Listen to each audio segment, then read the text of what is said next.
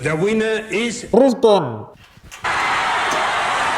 There's exciting times ahead for Brisbane and more broadly Queensland because the International Olympic Committee has just announced Southeast Queensland is going to host the 2032 Olympic Games. It's not only great news for sports lovers, it's going to inject billions into the economy. In fact, they estimate a direct economic benefit of $7.5 billion. It's expected to create 130,000 jobs, including 10,000 in the year of the Olympics, and put Brisbane front and center of the world stage. But if you're in the market right now to buy a property, you're probably wondering what it means for the property market and prices. So will the Olympics bring a boom to Brisbane, similar to what we saw when Sydney hosted the 2000 Olympic Games, where median house prices increased 88% over the 5 years ending 2001? Or will it be a property bust, with performance gains, maybe even losses, no better than the wider Australian property market? Is it going to be a glitz and glamour, billion-dollar sugar fix with no lasting benefits? Well, in this video, we're going to deep dive into the potential effects of the Olympics on the property market. I'm going to give you my opinion on whether the Olympics will mean boom or bust for Brisbane and some massive warning lessons we can take from the Sydney 2000 Olympics. I'm going to give you my list of the best suburbs in Brisbane and the ones that I'm certain are set to benefit from the 2032 Olympics. And we'll deep dive into the new infrastructure improvements that are going to be brought forward thanks to Brisbane's successful Olympic bid. So, are we expecting a property market boom? Let's be honest, it's going to depend who you ask and the motivation. Take this article from realestate.com.au, where they're quoting some experts who are predicting median house prices across Greater Brisbane are going to soar past $1.2 million within the decade.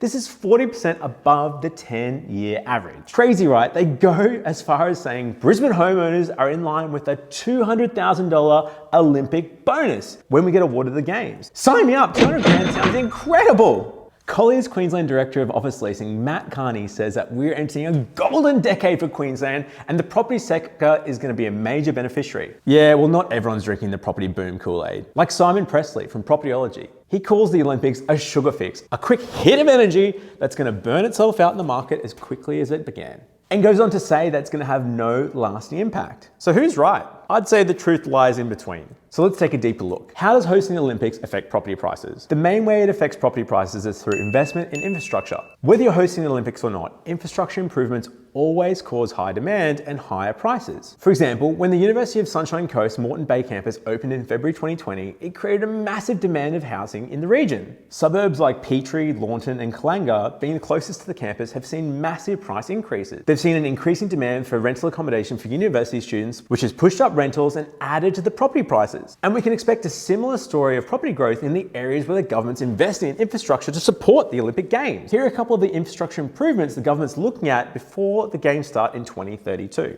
1, the redevelopment of the Gabba, which will become the main Olympic stadium. 2, completing the Brisbane Metro and Cross River Rail. 3, building the Brisbane Arena above Roma Street Station. And 4, launching Olympic villages in Brisbane, Sunshine Coast and the Gold Coast. All in all, they're planning on spending billions in additional infrastructure in Brisbane. Suburbs close to these areas can expect higher than normal growth, and I'll give you a list of suburbs to watch a little later in this video. So far so good, right? Investment in infrastructure increases demand, which increases property prices. Case closed, easy done. Yeah, except the property market doesn't exist in a vacuum. There's heaps of other factors that can affect property prices. Macro factors like the broader national economy, credit policy, monetary policy can have a large influence on the market as a whole. Likewise, macro factors like local housing supply, political stability, and local economic conditions can outweigh any positive effects of hosting the Olympics. Also need to remember that the Olympics is 11 years away. The property market 11 years ago was pretty different kettle of fish to the one we have today, and is likely to be completely different in 11 years' time. So who knows what the world will be? And listen, I don't have a crystal ball, I can't predict the future, but we can look at the past to get a glimpse into what might happen. Here are some case studies that can help us see what effect hosting the Olympics might be like. First, let's look at Sydney. The property market certainly had a good run in the 5 years ending 2001. Like I said before, the median house price increased 88% over that time. But this was also quite a prosperous era for Australia in general, mostly because of major tax reform, including the introduction of GST, the biggest government grant and incentive scheme being launched, including the First Homeowners Grant. They were giving up to $21,000 in free government money and doing First Homeowners Grants on existing properties. There was free-flowing credit and unprecedented economic development.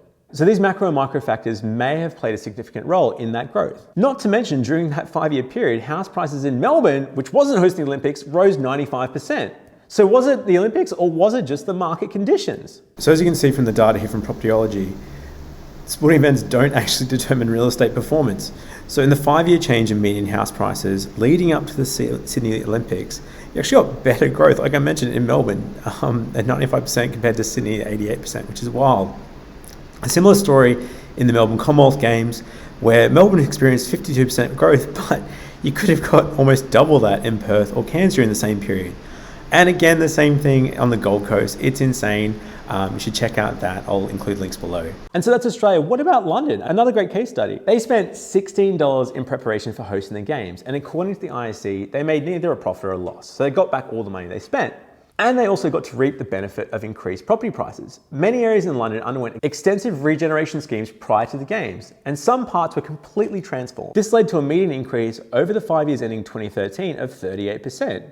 You can hardly call that a boom, but still significant growth. What's more interesting though, the suburbs that are close to the Olympic host sites are still outperforming the overall London market. Olympic host boroughs have grown 78% since 2012, compared to the London overall growth, which has grown at 61%.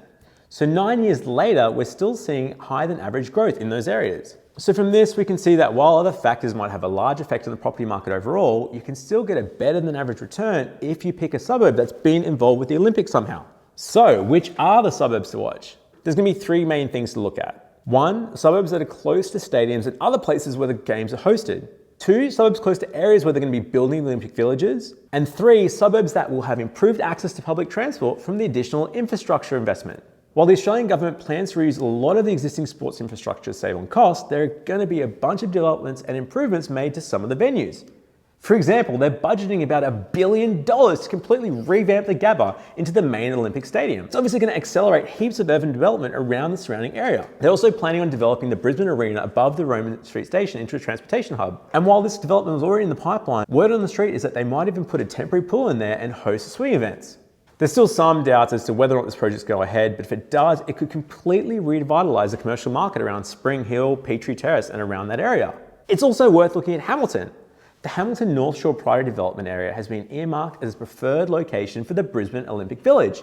Not only that, I'd keep an eye on all the suburbs that are close to the Cross River Rail and Brisbane Metro. Outside of Brisbane, there's going to be opportunities for growth in the Gold Coast and Sunshine Coast, as they're going to be hosting some events as well. In the Gold Coast, there's plans to build an Olympic Village adjacent to Robina Town Centre.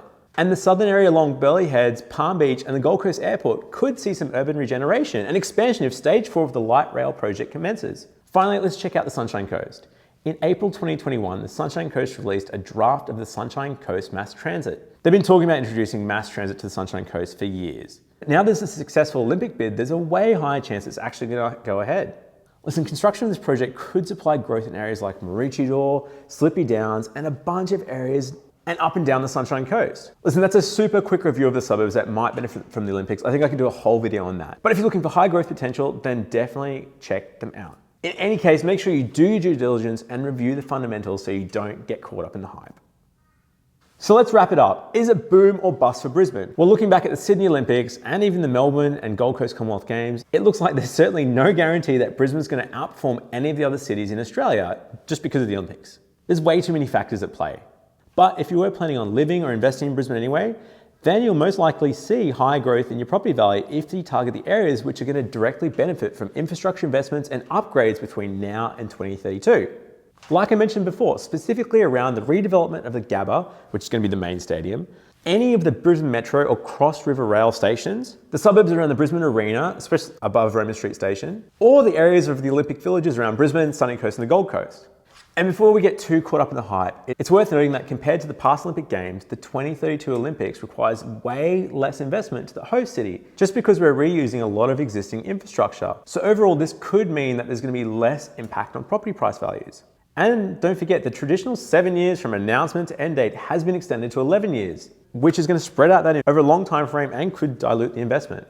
There's no doubt the investment in infrastructure across southeast Queensland will be super important to local communities.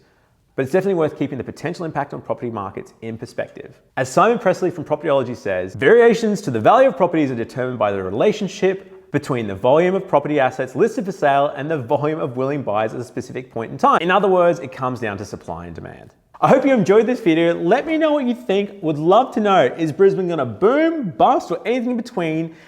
Leave a comment below, hit us up on the Facebook group, and when you're ready to buy, remember, Hunter Galloway are the mortgage brokers. We help home buyers from across Australia. hit us up at huntergalloway.com.au. Till next time.